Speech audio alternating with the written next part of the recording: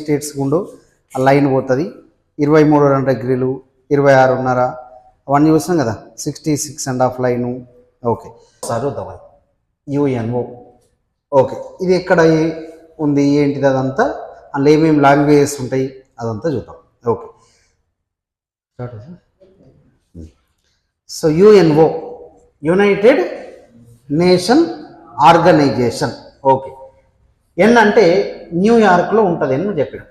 Okay so ఎన్ని ఇట్లా కొంచెం తిక్క రాసుకుంటే అయిపోద్ది.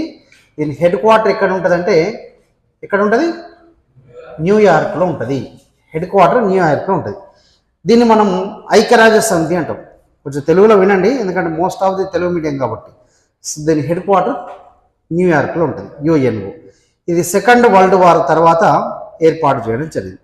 ఎగ్జామ్లో ఏమడతారంటే దీని గురించి మొత్తం మీరు బ్రీఫ్గా చదవద్దు. ఎగ్జామ్లో పాయింట్ ఆఫ్ వ్యూ ఏమడతారంటే